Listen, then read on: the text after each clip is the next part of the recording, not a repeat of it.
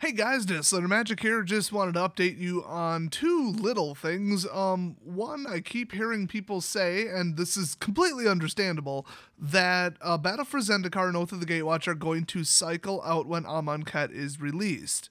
Now, if you go and Google that, like when does BFZ cycle out or whatever, you'll find probably perfectly legitimate, accurate, non-purposely misleading websites that will say, yes, it absolutely cycles out. This is the quote from Wizards. Here's a screenshot and everything. So, like, I get it. The only problem is Wizards changed their mind.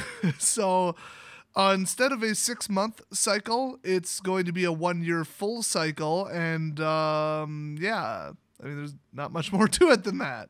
So basically, when Amonkhet comes out, Oath of the Gatewatch and BFZ are still legal. Now, under the old proposed schedule, which everybody agrees with who knows a damn thing about the game, but then apparently 5% of people whined and complained and Wizards went with them because they're idiots.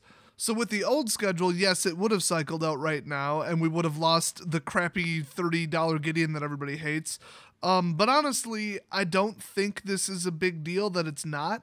I mean, can you think of, oh boy, that one toxic, annoying, horrible card that I hate playing against from Battle for Zendikar or OGW? I mean, the sets were pretty tribal heavy. They pushed, colorless and stuff, and there's just these onesie-twosie things, and half the cards are like really big equalizers. I mean, we're talking like, Containment Membrane and like, certain cards with Surge, which are pretty nice. But, I mean, as far as, like, equalizers, I mean, we're talking, like, control cards. I mean, just think, like, Ruinous Path, that's a damn good card. Awaken was, like, an interesting but fair mechanic where if it went off good, if it didn't, not a big deal, not a big loss. It was just one of those bonus things you could do with way the hell too much mana on the field. That's exactly how stuff should be. A lot of card mechanics in, well, Amonkhet and Aether Revolt were just devastating, just absolutely unstoppable, overpowered, and annoying. I like subtle, appropriate, and fun to play against. Well, maybe not fun to play against, but not, like, horrific to play against. So this doesn't really affect anything, it's just I wanted to make a video absolutely, unequivocally telling people that it does not cycle out, these two sets. From what I've heard, and I wasn't able to confirm this, but just mathematically, Hour of Devastation should be good, and then the next one after that, we'll just call it Atlazan, why not? That will cycle out Oath, BFZ, and Shadows, and Eldritch Moon all at once. Now, the probability that you'll have to rebuild your deck when 4 sets cycle out is so much higher than when 2 sets cycle out. You might be able to live through it when 2 cycle out. Also, people saying, oh, I want to keep my deck for 2 years. Yeah, who the hell does that? Nobody. Nobody does that. I mean, I made a whole video about why that is. At the very most, you can get away with 1 year. Usually it's closer to 6 months, and honestly, pretty much everybody builds a different deck every time a set releases.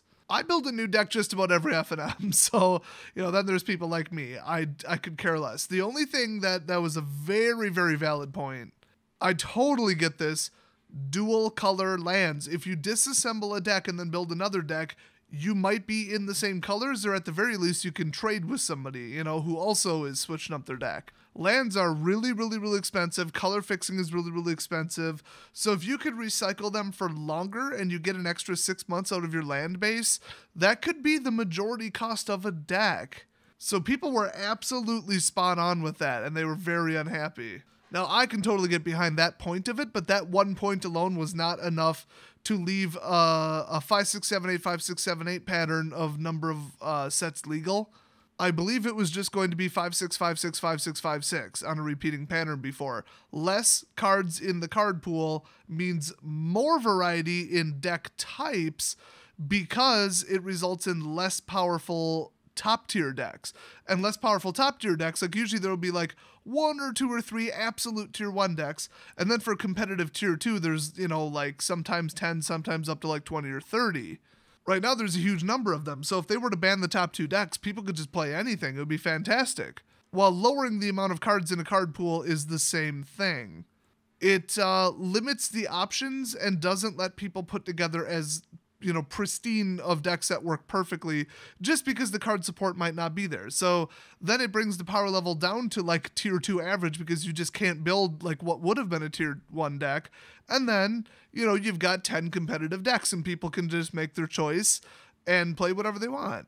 That would make Magic fun again, and it looks like Amonkhet is in the exact opposite direction. So that's just my take on the cycle. I mean, if you're really like in love with some of your Battle for Zendikar and OGW cards, which I am, there's a couple that I personally love.